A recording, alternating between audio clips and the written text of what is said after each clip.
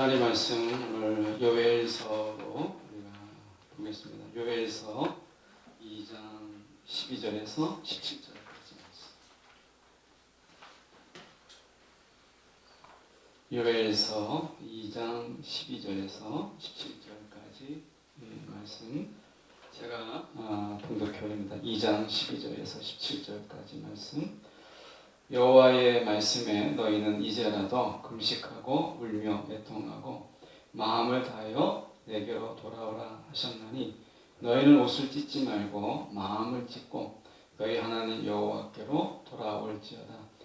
그는 은혜로우시며 자비로우시며 노하기를 더디하시며 인애가 크시사 뜻을 돌이켜 재앙을 내리지 아니하시나니 주께서 혹시 마음과 뜻을 돌이키시고 그 뒤에 복을 내리사 너희 하나님 여호와께 소제와 전제를 드리게 하지 아니하실는지 누가 알겠느냐?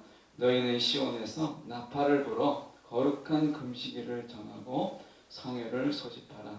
백성을 모아 그 모임을 거룩하게 하고 장로들을 모으며 어린이와 젖 먹는 자를 모으며 신랑을 그 방에서 나오게 하며 신부도 그 신방에서 나오게 하고 여호와를 섬기는 제사장들은 낭실과 제단 사이에서 울며 이르기를 여호와여 주의 백성을 불쌍히 여기소서 주의 기업을 욕되게 하여 나라들로 그들을 관할하지 못하게 하옵소서. 어찌하여 이방인으로 그들의 하나님이 어디 있느냐 말하게 하겠나이까 할지어다. 아멘. 오늘 말씀 가지고 혹시라는 제목으로 함께 말씀을 저희가 지난주에 이어서 요엘서 두 번째 시간으로 저희가 함께 보려고 합니다. 삶을 우리가 세상을 살면서 이때 이런 일이 일어난다라고 하는 어떤 우리가 일어나야 되는 어떤 필연적인 일들이 있죠. 그래서 미리 예고될 수 있고 예측되어질 수 있는 일들입니다. 우리가 기상 예보를 드릴 때마다 우리가 미리 예보를 해서 다 맞는 건 아니죠. 그런데 그렇게 예보를 드림을 통해서 우리가 그 예보의 상황, 날씨의 상황을 짐작하게 하는 것처럼 우리의 일들도 여러분 내일 뭐 할지, 내일 모레 뭐 할지 우리가 딱 부러진 건 아니지만 그래도 뭔가 우리가 예측 가능한 일들이 우리 가운데 있잖아요. 그런데 하나님의 일은 때때로 우리가 예측할 수 없는 이런 변칙과 또 예외와 이런 일들이 있는 것을 우리가 보게 돼요.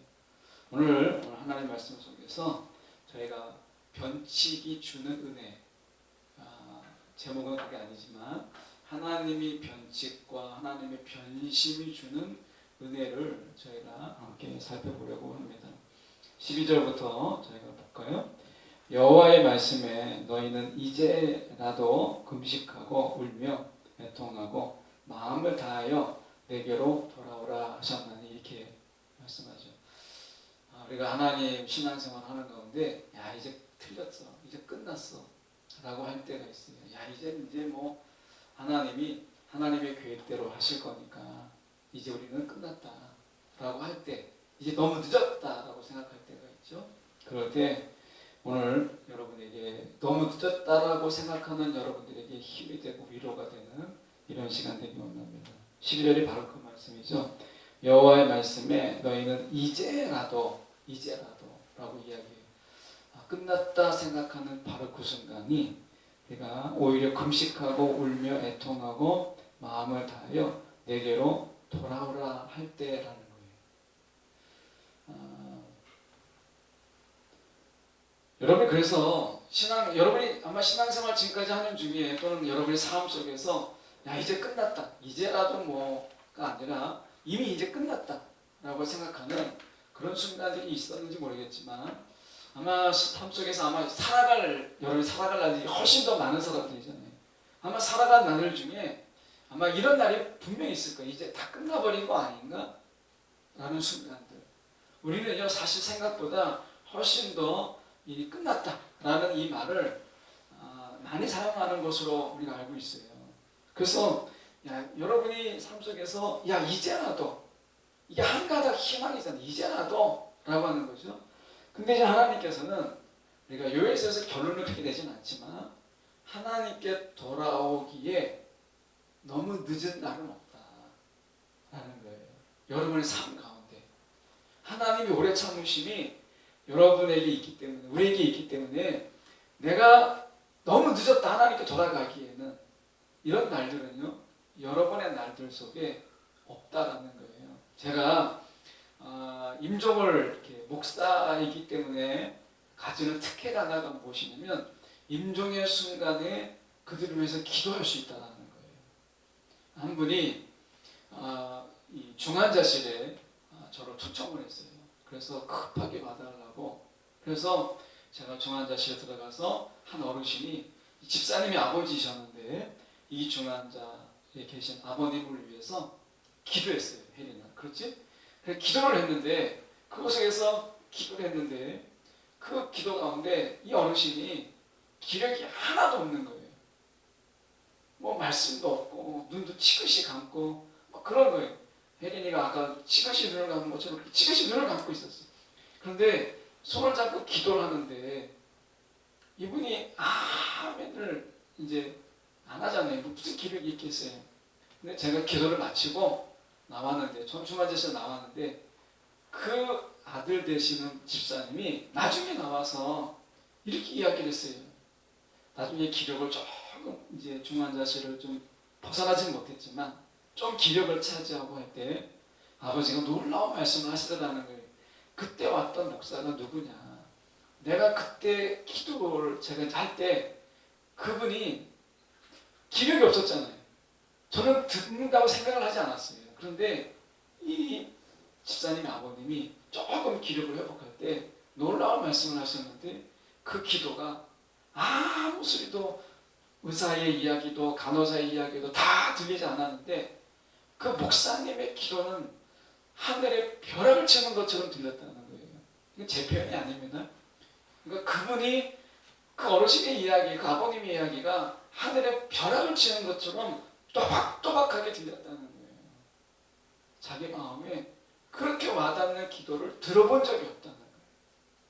제가 그때 그분이 놀랐겠지만 저는 더 놀란 거예요. 그냥 그렇게 막 큰 소리로 기도한 게 아닌데 그때 깨달은 게 뭐냐? 하나님께 돌아가기에 늦은 인생은 없다. 예수님의 좌편 그 우편에 행악자를 보십시오.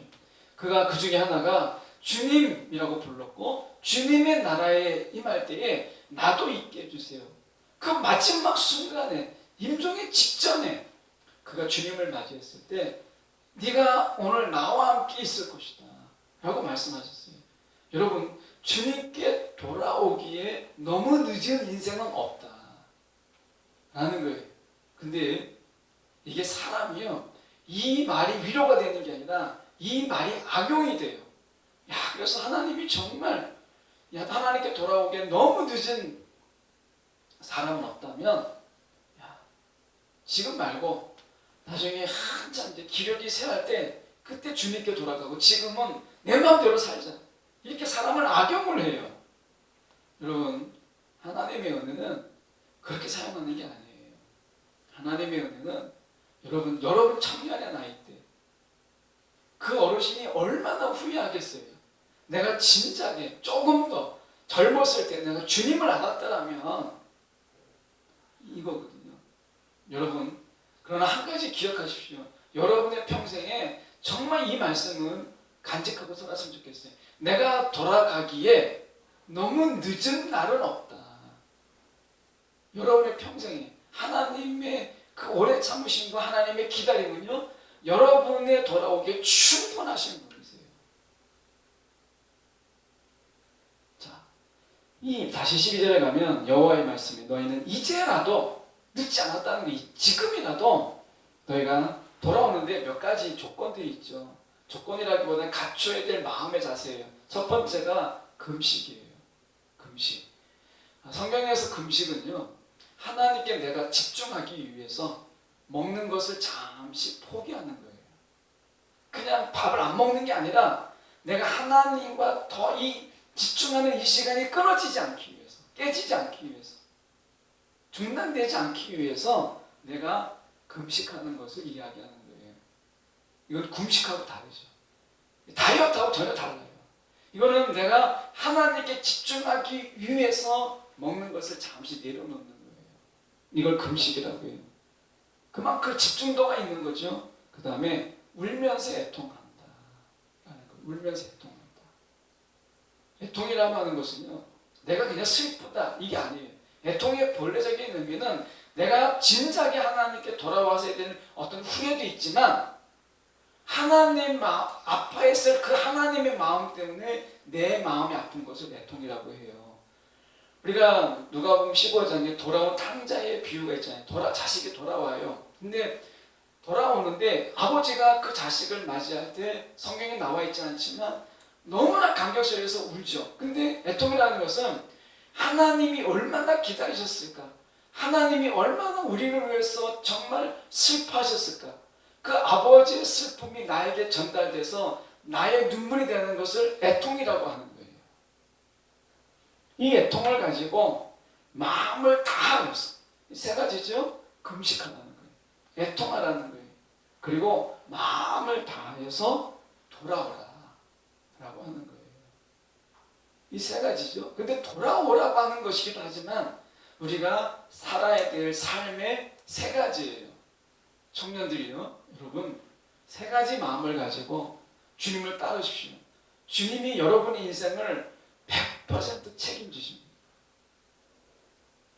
제가 보증한다고 해서 무슨 엄청난 보증이겠습니까만은 여러분, 제가 사람의 어떤 직을 걸고 사람으로 제가 말씀드리기에 보증을 하는 게 아니라 목사라는 직을 통해서 여러분에게 제가 보증하기를 세 가지 마음을 품고 살아가는 모든 자들에게 하나님은 그의 인생을 책임지세요. 여러분이 인생을 책임지는 게 하나님이라고 하는 것을 믿는다면 살아가는 동안에 금식하는 마음을 사십시오. 내가 하나님께 집중하기 위해서는 다른 어떤 것을 내가 포기하지 않겠다. 내가 하나님께 집중하기 위해서는 내가 다른 것을 내가 다르게 얘기하면 포기하겠다. 금식의 마음이에요. 금식의 마음으로 사시고요. 하나님의 눈물로, 여러분의 눈물로 삼는 인생을 사십시오. 그리고 마음을 다하세요. 그러면 하나님이 여러분의 인생을 책임져 주십니다. 여러분의 부모님 여러분의 인생을 책임져 주지 못하세요.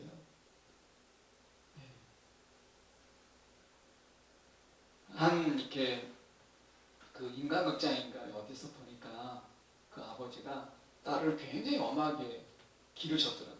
그래가지고 아버지의 반대를 무릅쓰고 뭔가 공부를 하려고 할 때 그 아버지 이렇게 이야기했어요. 내가 너를 도와줄 건 아무것도 없다. 네가 선택했기 때문에 이건 너가 알아서 해라. 이렇게 했다는 거예요. 근데 대학에 딱 합격을 했는데 그 아버지가 등록금을 입학금을 내주시더라는 거예요. 이게 마지막이다. 넌 알아서 해라. 네가 결정한 거니까 이렇게 하더라는 거예요. 근데 그 아버지가 딸이 입학하고 나서 알아 누웠어요. 딸이 누웠는데 이 딸이 이제 그 아버지를 돌보기 위해서 뭐 이것저것 이제 뒤져보지 않았을 거예요. 근데 보니까 아버지가 이 딸의 대학 등록금을 4년치를 벌써 다 준비해 놓은 거예요. 아버지가 대학 등록금을 준비할 수 있지만 그의 인생을 다 책임질 수는 없잖아요. 우리가 준비할 수 있는 한계가 있어요. 근데 하나님은 돌아오라. 이 말은요, 내가 남은 인생은 내가 책임지겠다. 이 뜻이잖아요. 돌아오라는 게 뭐겠어요? 내가 남은 인생은 내가 책임지겠다. 금식하는 마음. 내가 하나님께 몰입하기 위해서, 하나님께 전념하기 위해서 방해하는 모든 것들은 포기할 마음으로, 아버지의 눈물을 나의 눈물로 삼고자 하는 애통으로, 내가 마음을 다해 살아갈 마음으로 여러분 산다면 하나님이요, 돌아오라. 내가 남은 인생은 다 내가 감당하겠다 라고 하는 거예요. 이게 돌아오라는 거예요. 그냥 하는 말씀이 아니라는 거예요. 그래서 신명기 30장 6절의 말씀에 보면 내 하나님 여호와께서 내 마음과 내 자손의 마음에 할례를 베푸사 너로 마음을 다하고 뜻을 다하여 내 하나님을 사랑하게 하셨다. 성경에 보십시오.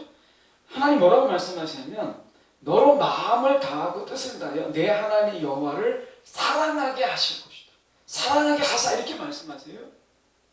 여러분 우리가 진정한 복이 뭔지 아십니까? 하나님을 내가 사랑하게 되었다. 하나님을 사랑하게 되었다. 하나님께 돌아오는 자에게 하나님이 주시는 복이 무엇이냐? 하나님을 사랑하게 하는 자가 되게 한다.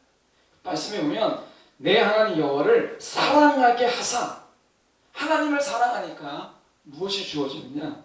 너로 생명을 얻게 할 것이다 라고 말씀하십니다. 하나님을 사랑하게 하신다는 거예요. 세상을 사랑하지 아니하고 쾌락을 사랑하지 아니하고 우리가 세상의 성공을 사랑하지 않고 정욕을 사랑하지 않고 누구를? 하나님을 사랑하게 하신다는 거예요. 여러분 이처럼 아름다운 이 복, 세상에서요 우리가 복이라는 말을 이렇게 아름답게 표현된 구절이 없어요. 여러분 세속적인 복이 얼마나 표현할 때 사실 초라하잖아요. 복이라는 말을 우리가 써보세요. 세상의 말로 써보면 복이라는 말이 너무 초라해요. 누추해요. 그런데 하나님이 지금 말씀하시는 청년의 삶 속에서 돌아오는 자들에게 주시는 복을 이야기할 때 내 하나님 여호와를 사랑하게 하사. 여러분 복이라는 말을 이렇게 아름답게 표현한 표현을 보신 적이 있어요? 복은 사랑하게 합니다. 사랑받는 자에서 사랑하는 자, 이게 복입니다. 나중에 결혼해서 자녀를 낳아보세요. 꼭 낳아보세요. 자녀를 낳으면 어떤 일이 벌어지냐? 내가 사랑받는 자에서 사랑하는 자의 기쁨을 알아요. 사랑하게 되는. 그 아이가 태어났을 때 그 사랑하게 되는 이 마음을 알게 되는 거예요. 여러분 사랑하게 되는 게 복이에요. 사랑할 수 없는 자가 저주입니다. 여러분 살아가는데 아무도 사랑할 사람이 없어요. 내 사랑할 줄도 몰라요. 여러분 이게 저주입니다. 이게 복 아니에요. 하나님이 이 엄청난 복을 우리 가운데 준비해 놓으셨다.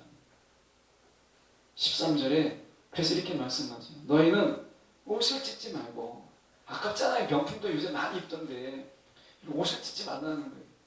여러분 그거 진짜 그러려면 여러분 선교지에 보내주세요. 옷을 찢지 말라 이렇게 말씀하잖아요. 뭐라고 얘기해요? 마음을 찢어라. 마음을 찢어라. 원래 히브리어에서, 이 헬라어에서, 히브리어에서 이 마음은 일종의 장기예요. 폐 또는 간 이런 것을 이야기합니다. 그래서 이거를 찢는다는 거예요. 엄청난 고통이잖아요. 여러분 간을 잘라보세요. 살아있는데 간을 잘라보고 살아있는데 심장을 잘라보세요. 폐를 잘라보고 그러면 엄청난 고통이잖아요. 그러니까 마음을 찢고 너희 하나님 여호와께로 돌아오자 라고 하는 거예요. 이 마음이 어떤 마음이겠어요? 이 마음으로 돌아오라. 우리가 고대 근동의 사람들은 옷을 찢었어요. 그리고 베옷을 입음으로써 애도를 표현했습니다. 그런데 하나님은 이런 외적인 행동으로 끝나지 말고 우리의 마음에 그대로 반영하기를 원하셨어요. 옷을 찢는 고통으로 마음을 찢으라는 거예요. 그러니까 애간장을 녹인다라는 말이 있죠. 우리나라 애간장을 녹인다. 여러분 우리가 하나님께서 우리 가운데 이 아픔으로, 이 아픔은 어떤 아픔이죠? 여러분 우리가 죄를 지을 때 기쁨이 있어요. 그런데 하나님께서 그 죄를 바라보시는 하나님의 아픔은 우리가 죄를 짓는 즐거움보다 비교할 수 없는 아픔이 하나님께 있는 거예요. 우리가 죄를 짓는 즐거움은 사실 얼마 안 가요. 잠깐이죠. 근데 그 하나님이 우리를 바라보는, 죄를 짓는 우리를 바라보는 하나님의 마음은 엄청난 고통이라는 거예요. 그래서 마음을 찢는다 라고 하는 것은 후회를 한다, 반성한다 라는 말과 비교할 수 없는 엄청난 고통이 수반되는 그 말인 거예요. 근데 이 마음을 찢고 여호와께 돌아오라 라고 이야기하는 거예요. 그 다음에 보면 은혜로우시며 자비로우시며 노하기를 더디하시며 인애가 크시사 뜻을 돌이켜 재앙을 내리지 아니하시나니 회개의 근거가 마음을 찢는 고통에 있을까요? 하나님의 속성에 있을까요? 이 구절은 우리가 아무리 옷을 찢고 통곡하고 해도 회개의 근거는 우리 가운데 있지 않다는 것을 보여줘요. 회개의 근거는요, 내가 마음을 찢는다고, 옷을 찢는다고, 막 명품을 막 갈기갈기 찢는다고 해서 되지 않습니다. 회개의 근거는 우리 행동이나 우리의 어떤 절박함이나 우리의 어떤 그런 금박한 어떤 일, 행동에 대해서 우리가 근거하지 못해요. 회개의 근거는 철저하게 하나님이십니다. 그래서 은혜로우신 하나님, 자비로우신 하나님, 노하기를 더디하신 하나님, 인애가 크신 하나님, 마지막에 뜻을 돌이켜서 재앙을 내리지 아니하신 하나님. 이 하나님이 은혜의 근거예요. 회개의 근거고 하나님께 돌아옴의 이유예요. 우리가 마음을 찢는, 우리의 장기를 찢는 고통을 가지고 와도 회개의 근거는 그게 아닙니다. 하나님께 있다라고 하는 거예요. 그래서 우리가 하나님이 14절 이렇게 말씀하세요. 주께서 혹시, 오늘 제가 먹죠? 혹시 마음과 뜻을 돌이키시고 그 뒤에 복을 내리사 너희 하나님 여호와께서 소재와 전제를 드리게 하지 아니하실는지 누가 알겠느냐. 근데 이 번역은 좀 잘못되어 있어요. 이 개역 개정판이 매끄럽지 않게 번역이 되어 있어요. 다시 말하면 우리가 다른 현교 성경으로 제가 읽어보면 이렇게 되어 있습니다. 너희가 전과 같이 곡식과 포도주로 주께 제물을 바칠 수 있도록 너희들에게 풍성한 복을 주시지 않겠느냐라는 거예요. 소재가 뭐예요? 곡식으로 드리는 건데 감사예요. 감사. 전제가 뭐예요? 포도주로 올려서 드리는 건데 이건 축제요 감사합니다. 하나님께서 축제와 감사의 제를 드릴 수 있도록 하나님이 우리 가운데 곡식과 포도주를 넘치게 풍년이 들어야 된다는 거예요. 풍년. 소재가 있고 전제를 드리려면요, 포도가 열매를 많이 맺어야 돼요. 풍년이 걸려요. 소재를 드리려면 내가 먹을 것도 없는데 소재를 드린다는 건 감사한데 하나님께서 우리가 곡식과 포도가 잘 맺힐 수 있도록 우리가 이른 비와 늦은 비와 그리고 때에 맞는 비를 내려주시지 않으면 이건 드릴 수 없는 제사예요. 하나님이 풍성함을 주겠다, 풍년을 주시겠다라는 걸 어떻게 하면 마음과 뜻을 돌이키고 하나님이 그렇게 하시겠다는 거예요. 하나님이 스스로 변덕쟁이가 되고 하나님이 그 계획을 돌이켜서라도 그렇게 하겠다는 거예요. 우리 가운데 복을 이루시겠다는 거예요. 하나님 재앙을 거두시고. 여러분, 우리 가운데 하나님이 우리 가운데 말씀하시는 거예요. 이제라도 야, 지금 신앙생활 내가 했는데 너무 늦은 거 아닐까? 라고 할 때 여러분 이제라도 하나님이 하십니다. 여러분이 사단이 그런 얘기를 하죠. 늘 우리 가운데 속삭이죠. 에이 너까짓 게 뭘, 이거 많이 이야기합니다. 그렇죠? 아이 너가 뭐라고 이렇게 이야기하죠. 그런데 하나님은 그렇게 말씀하지 않습니다. 여러분 중에 자존감이 낮아서 정말 바닥을 치더라도 하나님은 이제라도 내가 돌아오면 그 엄청난 하나님의 계획을 바꿔서라도 재앙을 내리실 하나님의 그 엄청난 치밀한 계획을 다 포기해서라도 복으로 바꾸시는 하나님이라는 거예요. 이게 우리 하나님이다 라고 하는 거예요. 이게 우리 하나님이다 라고 하는 거예요. 15절에 우리가 보면 너희는 시온에서 나팔을 불어 거룩한 금시계를 정하고 성회를 소집하라. 여러분 미룰 게 뭐가 있어요? 우리가 해야 될 게 뭐냐?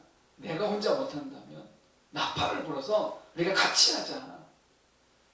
여러분 이런 공동체가 되면 좋겠어요. 청년 공동체가 하나님의 복을 누리는 공동체, 하나님의 풍성함을 누리는 공동체가 되십시오.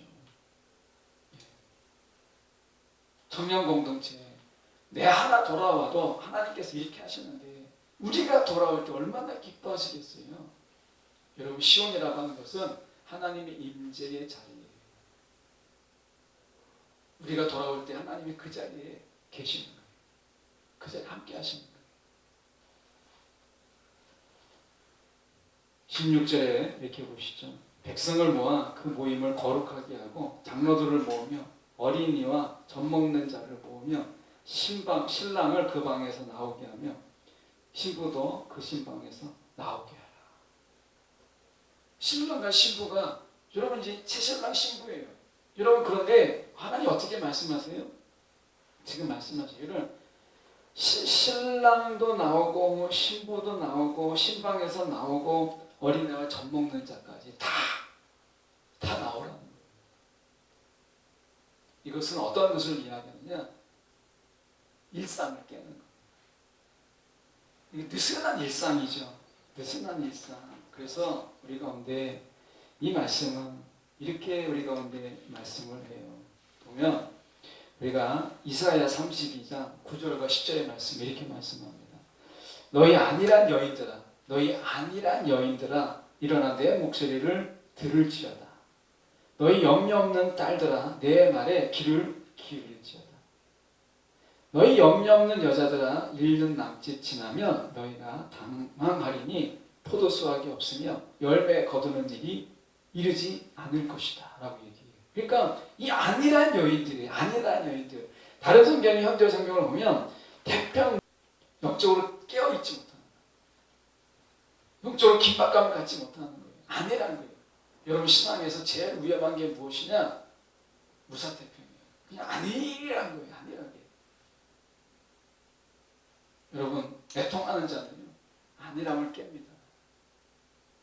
오늘 우리 가운데 신앙 가운데서 일상을 살지만 일상을 사는 하나님께서 일상 속에서 우리가 하나님 앞에 정말 우리가 깨어있기를 원하십니다. 일상이지만 일상의 안일함에 내가 빠져서는 안 되는 거예요. 자, 다시 말씀드립니다. 일상을 살아요.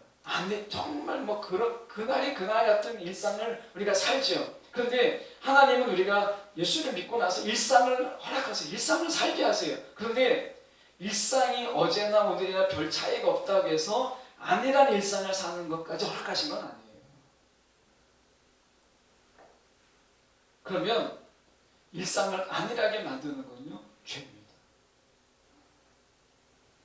돌아오라라고 하는 것은 그 돌아와서 늘 특별한 일들만 채워지는 게 아니에요. 돌아오라는 이야기는 안일한 일상에서 돌아와서 하나님이 함께하는 일상으로 돌아가라는 거예요. 일상을 바꾸라는 거예요. 일상을. 하나님이 분명히 경고하시잖아요. 이 태평무사하게 그냥 그날이 그날 같아서 매일같이 깨어있지 못하는 이런 염려 없는 자들. 여러분, 우리가 염려하지 말라 이렇게 말씀해요. 이 염려는 뭐예요? 내가 하나님을 잘 따라가고 있는지, 하나님의 일상 속에서 내가 하나님의 일에 참여하고 있는지, 이런 부분 속에서 우리가 염려가 없는 거예요. 이 염려, 거룩한 염려를 이야기하는 거예요. 염려가 없는 거예요. 이 염려 없는 안일한 여인들아 하나님이 들을지어다라고 경고하잖아요. 여러분, 우리가 일상은요 우리를 안일하게 만들어요. 좋은 건데 일상이 우리를 태평무사하게 만들어요. 일상이 우리를 게으르게 만들고 일상이 우리를 나태하게 만들어요. 그런데 일상에 끌려가는 자가 되지 말고 일상을 이끌어가신 하나님과 함께 일상을 이끌어가는 자가 되라는 거예요.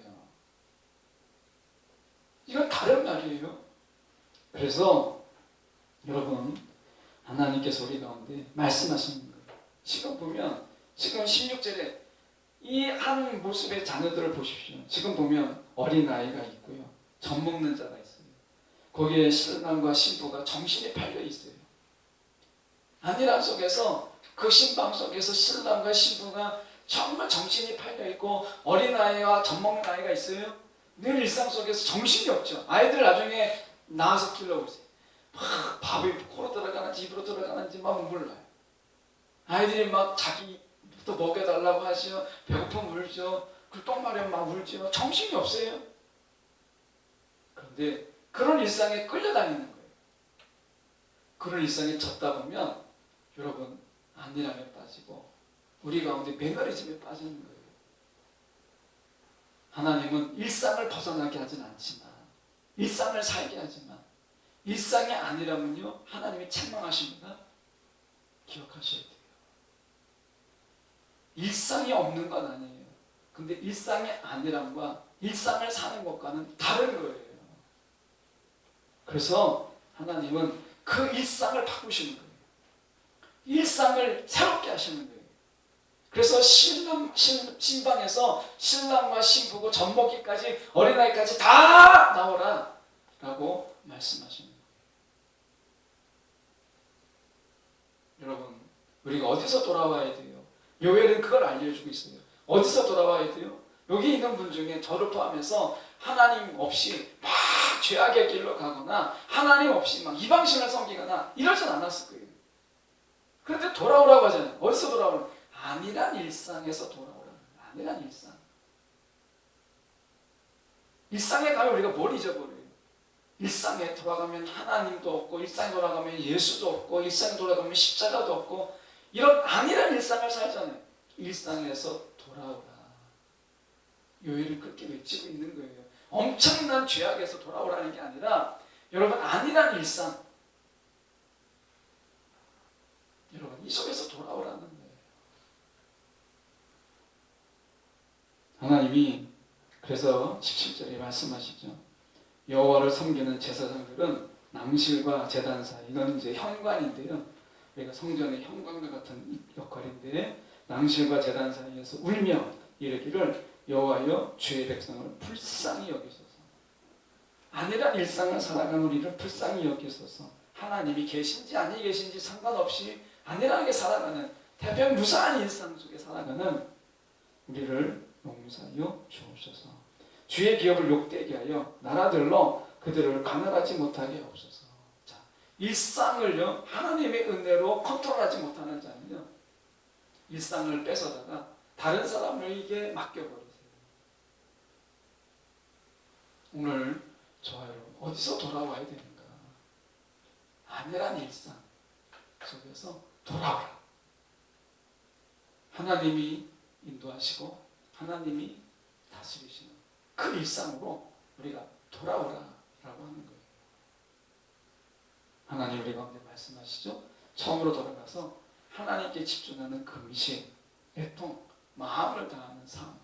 이 일상에서 마음을 다해보세요. 내 마음을 기울여보세요. 일상 속에. 일상이 달라집니다. 여러분 하나님을 찾기 위해서 금식하는 마음으로 일상 속에서 하나님을 찾아보세요. 하나님의 마음을 헤아리면서 애통하는 마음으로 일상을 살아보세요. 달라집니다. 여러분도 경험해 보셨겠지만 여러분 없이 큰 수술을 받으신 분들의 한결같은 고백이에요. 자, 수술실에 들어가요. 그러면 신발을 탁 그 수술 끌고 가는 우리 벤치 밑에다가 침대 밑에다가 놓잖아요. 신발을 탁 벗어요. 그러면 중환자실 수술 들어가는 모든 분들은 내가 지금 이 벗은 신발을 나중에 내가 신을 수 있을까? 이거예요. 내가 벗어놓은 신발을 다시 신을 수 있을까? 이거거든요. 근데 그 신발을 나중에 수술을 마치고 내가 다시 신는 기쁨은요, 하늘이 다르고 나무가 다르고 공기가 달라요. 전혀 다르고. 오늘 하나님께서 우리 가운데 개개묵은 이 안일한 일상, 여러분 우리가 한 곳에 오래 있다 보면요 악취가 나는데도 그 악취에 대해서 우리가 알지 못해요. 악취를 깨닫지 못합니다. 그런데 신선한 공기를 마시다가 집에 돌아오면 야 이게 악취구나 라는 것을 깨닫게 되죠.